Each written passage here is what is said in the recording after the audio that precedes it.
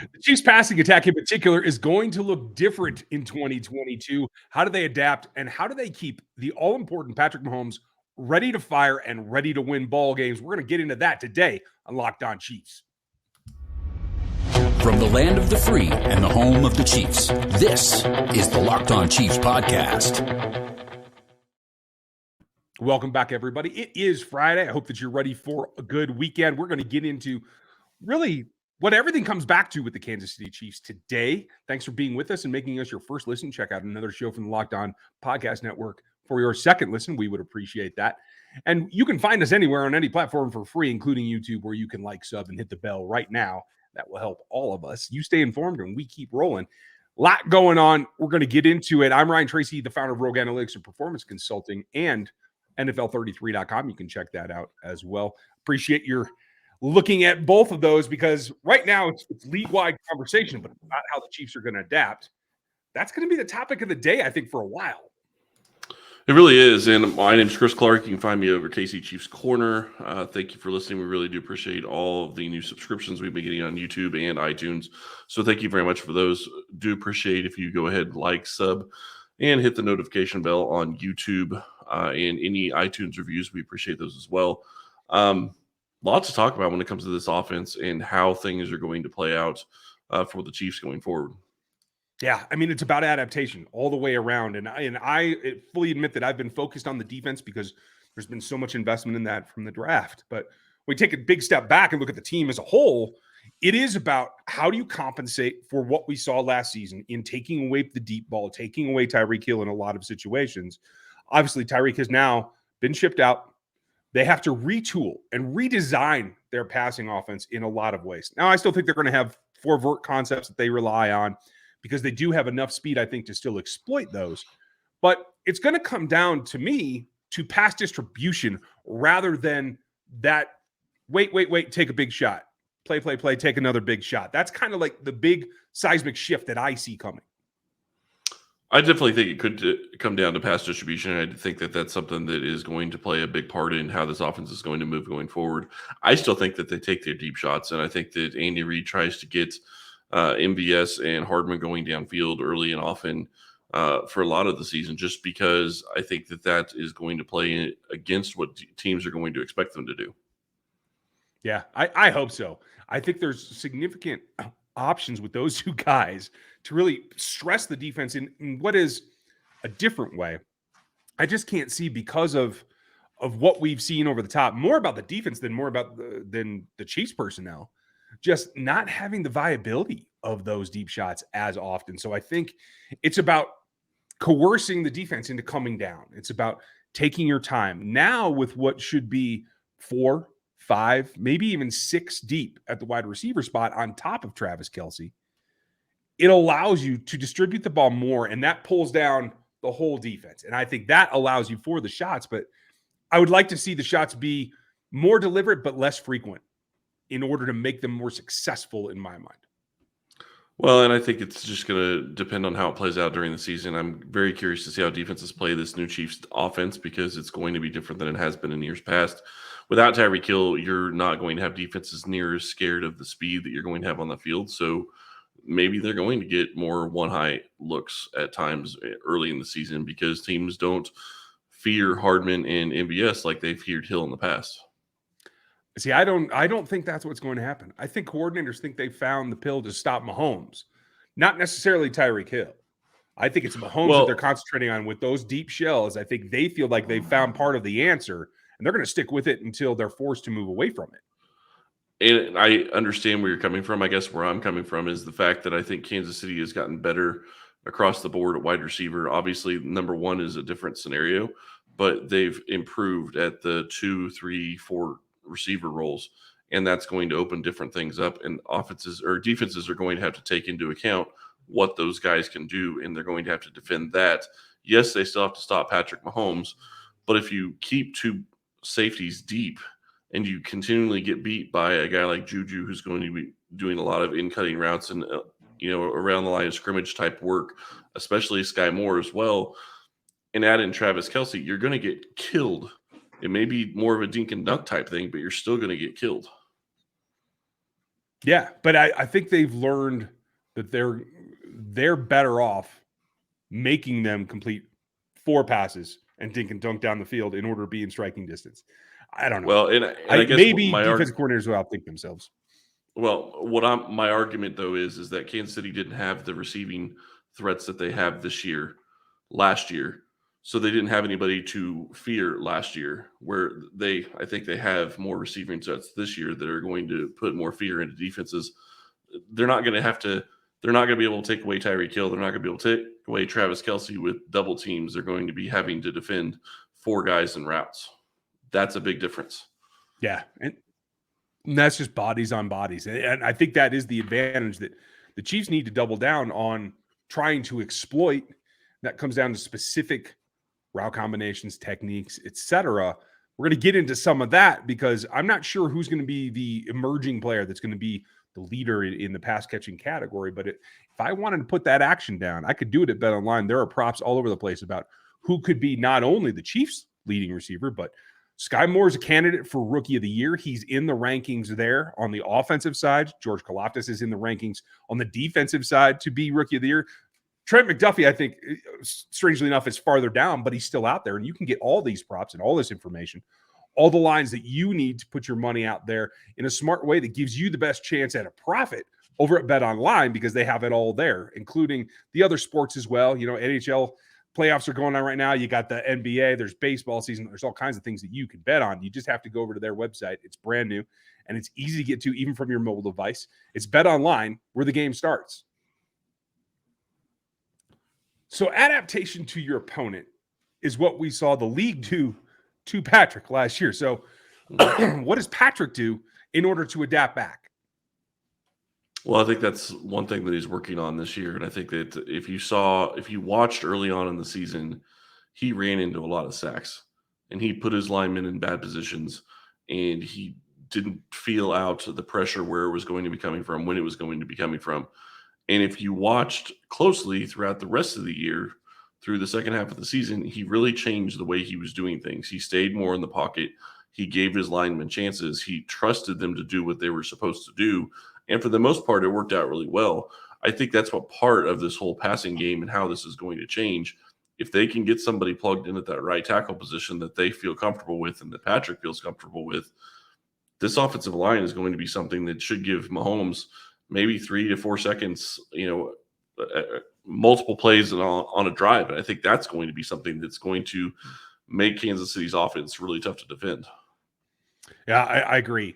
But it all comes back to Mahomes himself. It is about his discipline. And we saw at times where he didn't play disciplined, where he allowed himself to fall back into old habits, to keep pushing downfield when he had options underneath. And I think that's really got to be the scope of what the coaching staff goes with him. It's great for him to be doing his training and his thing. We all know that he's going to run practices outside of the facility, et cetera, et cetera. But Andy's got to get through to him that can't be the exception to the rule. It's got to be the rule. You've got to take what's there and approach it in a more methodical pattern and not just look downfield, because that's his instinct. And I know that's hard to fight, but they can support him and they're set up to support him, like you said, with this plethora and much deeper group of targets, but they also have to run the ball. And it's just a matter of fact. And I think the adjustment therein in order to protect Patrick more from himself and keep the offense on tempo is it has to come from the coaching staff. It has to come from Eric Bieniemy and Andy Reid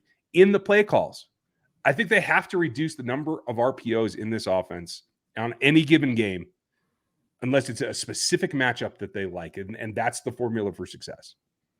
Well, I do agree that they have to get rid of some of the RPOs that they've had in this offense. I do think that they're going to have to go away from that. We saw at times last year where it just became something that didn't work and it consistently wasn't working. So I do think they're going to have to move away from that.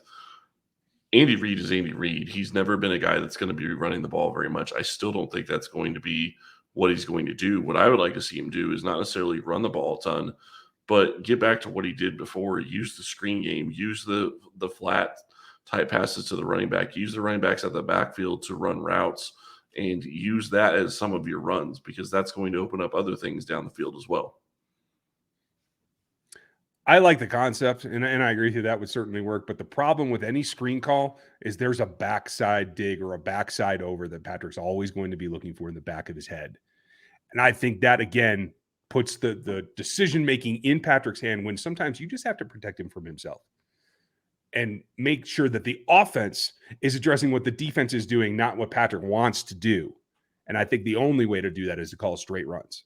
And I know it's not Andy's thing, but that's the thing is, old dog, you have to learn new tricks, or you're going to be in this constant cycle where you make the championship game and not the championship. I guess I just disagree because I don't think that they're going to try to take Mahomes' instincts out of him, which is basically what you're saying that they need to do in some regards. I understand why you're saying it. I get it. But his instincts make him the player he's been so far. He's been one of the best QBs that we've ever seen as long as he has been in the league so far. And I think that him attacking and wanting to attack is something that they need to try to draw back on. And I think that's something he's been working on. And I'm sure it's something that when he watches the film, he is trying to work on as well. I just don't see them trying to run the ball 30 or 40 or 50% of the time because they're trying to get it to where he doesn't have to make the decisions. I think they want him making the decisions, and I think that they're going to run the ball maybe a little more than they have in the past because they also have, one of the things with the offensive line, they also have the ability to run the ball with that offensive line. That's also changed over the past couple of years. They didn't have the chance to run the ball his first couple of years in the league. Now they can, especially if they get right tackle figured out. That's going to give them the ability to have a full offensive line that they can run the ball behind. Yeah. I mean, and that's one of the big factors to me that I'm saying that they have to change. They have to do something different than they've done in the past because it isn't working. Teams have figured out a way to slow them down, and that's a problem. Now that you've made that investment, you have to take advantage of it, and that's my biggest fear. 23% legit run call last year, lowest in the league from Andy Reid. He's got to change that. It does have to get to 30%. It has to get above that. Now, I'm not talking Derrick Henry style, 56% of the run of the offense's runs, but it's got to be more than it's been, and that is just a flat out fact. There is no way around it unless you're comfortable with Patrick making the evolution in his maturity that he will actually run the ball when given the option enough to keep that defense honest, and I just don't see that happening. Well, and I think he's going to have to mature, and he's going to have to start getting to a point on his own where he's going to be given the opportunities. And I think he's already in there for the most part on the offense, being able to change some calls, being able to make some different play calls, looking at the defense, deciding what play to run as opposed to, checking out of this play, going with this play, or just maybe flat out audibly. I think that he has the ability to do that in this offense. And I expect Reid to be able to continue to give him that. I get where you're going, and they need to probably run the ball more than 23% of the time. I just don't know how much that's really going to continue to be a factor, especially when you start adding in all the different offensive weapons that they now have the ability to feed across the wide receiver group. Well, I think we will see it pretty early on, to tell you the truth, in the way that teams continue to choose to defend them or if they go away from it. We'll talk about what that will look like here in a bit. And I want to tell you about one of my favorite products that we have ever talked about, and it is Built Bar. I absolutely love these bars. These are absolutely fantastic. They taste great, and they have a flavor that's coming out right now. It is the Brownie Batter Puffs. You absolutely need to try these bars. They're absolutely delicious. Built has a new creation, and this one is better than ever. It is the Brownie Puff Bar. You heard me right. This puff takes protein bars to a whole new level, and they're available right now on Built.com. With 140 calories, 17 grams of protein, and only 7 grams of sugar, Brownie Batter Puffs are the perfect pick-me-up for any day. All Built Puffs are covered in 100% real chocolate. That means with Built, you eat healthy and actually enjoy doing it. And they're made with collagen protein, which your body absorbs more efficiently and provides tons of health benefits. Go to Built.com to get Brownie Batter Puffs right now. Go to Built.com, use promo code LOCKED15 for 15% off your order. Use promo code LOCKED15 for 15% off at Built.com. When we look at this offense and we look at where they're going to be going in the future, I do think that Sky Moore gives them options to be able to do different things that they've had before. Juju gives them options to be able to do different things they've had before. Travis Kelce's always been a guy that's made his living in the middle of the field and intermediate routes. Now they have another guy that they can add to that. They have Sky Moore, who can do different things as well. Like I already said, MVS can help take the top off the defense. McCole Hardman can help take the top off the defense, and McCole Hardman can take snaps out of the backfield. They're going to do different things than we've seen. I think Sky Moore may end up getting a couple of snaps out of the backfield at times. The question I have when I'm looking at this offense and how they're going to attack is how do they use their 2 tight end sets this year? Do they have many snaps that are going to be 3 tight end sets? Just because they go to a 2 or 3 tight end set does not mean that they're going to run the ball. The run percentage might go up based on that package, but it doesn't mean they're necessarily going to run it. Absolutely. And I love just the threat of it. I particularly love, we saw it a few years ago when Ross Travis was still on the roster, where they could do a trip set of tight ends. That paralyzes defensive coordinators because you don't have the personnel out there. If you're in nickel and they come out in that, you're screwed unless you have the ability to switch out. And if you do that, then now you're staying in base and they have you as well, because the tunnel screen to Travis Kelce with 2 other tight ends blocking for him is a thing of beauty. And I know that teams try to take it away by overloading the zones on that particular side. And that was effective in part, at least. I think it was also that I don't think Andy likes to stay on one concept riding it into the ground too long. But I do think that needs to be sprinkled in.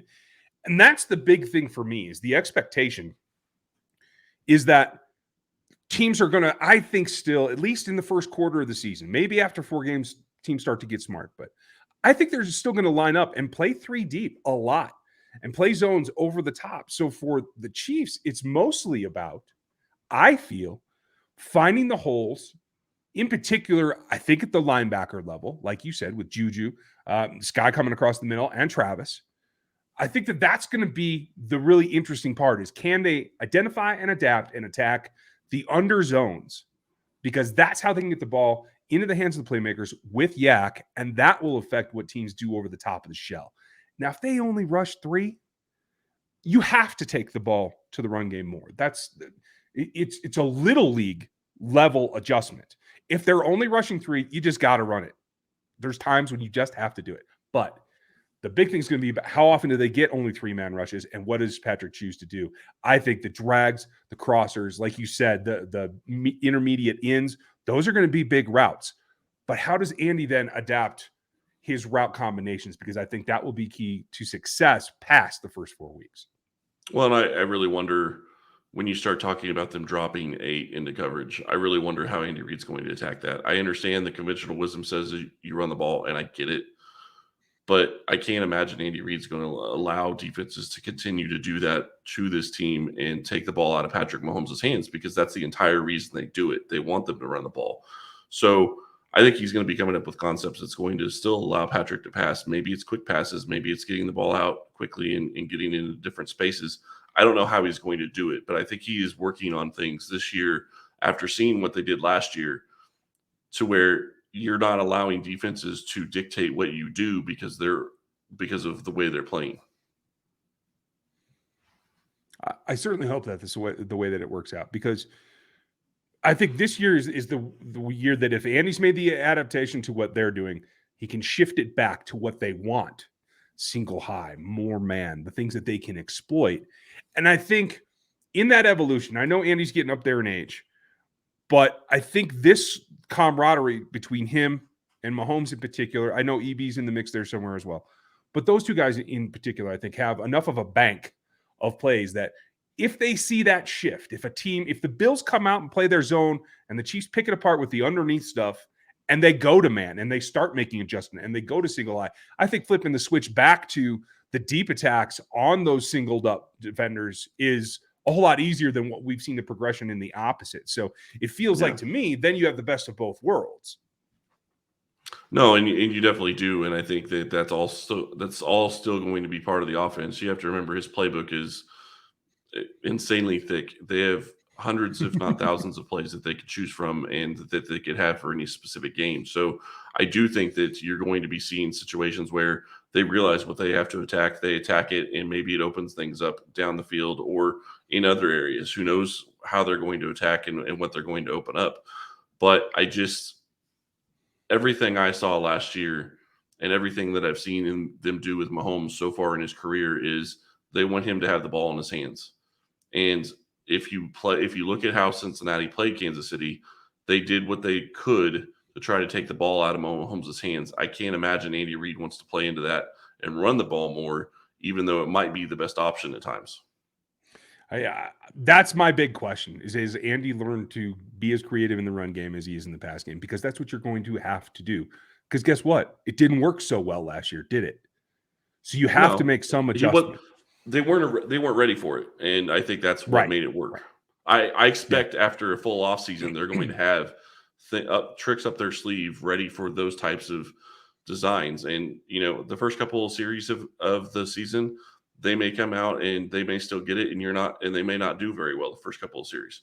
But it's going to be one of those things where you have to see a snap or two to see if they're actually dropping back to coverage in 8, because Cincinnati was doing it with still 4 defensive linemen on the field. So it wasn't like that they were showing that they were going to have 8 dropping back. They were showing that they were going to have 4 rushing, and then they dropped one of their defensive linemen. So you have to be ready for that, and you have to be able to adjust. That's not something you can do and be ready for the first snap, but it is something you can make an in-game adjustment for. Yeah, absolutely. And that puts the onus back on Patrick to find some way to identify that, to do the film work, to have that up his sleeve. I agree. I think maybe not just the first few series of the season, maybe the first few series of every single game to determine. It's more, I think it'll be more of a feeling out rather than what we've seen in the past is like a set script that is able to exploit the defense right away. I think they're going to have to, really do some recon first. Maybe that's only 5, maybe that's 10 plays, but it just feels like we're in for a season of a lot more slow starts and feeling out of defenses. It certainly could be. And I think the big question is how our defense is going to change what they do from last year to this year, because the first game of the season, you may think you have an idea of what they're going to do defensively, but they could be completely different. They could show nothing in the preseason. You have no way of knowing how they're going to play you. And just because they've played, even when you get into week 8 or week 9, just because they played 7 or 8 weeks of this doesn't mean that they're going to have the same defense for your team. So it's always going to be an adjustment. They're always going to have to have those things. And I think Reid has the ability to do it. I just don't think that he had the play calls in the scenario and had the running game that he felt comfortable with last year when it did happen. It's hard to imagine, but I think the play call sheet has to get a little bit bigger. You have that little pocket down in the corner for if they do X, bam. You know what I mean? And I'm really excited to see what they do at training camp, because I think that's always, what we see new at training camp, how that plays into what we see in the season and what they do and the different wrinkles they bring out in training camp, because they're probably going to have a wrinkle or two that's going to be doing training camp that we may not see until week 11 or 12. Yeah, but they usually do something. So, folks, if you're at camp, make sure you watch all of practice, even the little things afterwards when things are broken up. Sometimes that will give you hints. So I'm looking forward to that. They'll be back on the field next week, and then we'll get to see a little bit more. I don't expect anything earth-shattering there, but we're going to run it down for you as always. We'll have Matt back next week. A lot of stuff coming up for you as they get through phase 3 of OTAs here in the offseason. Thanks for being with us today. Enjoy your weekend, and we'll talk to you Monday.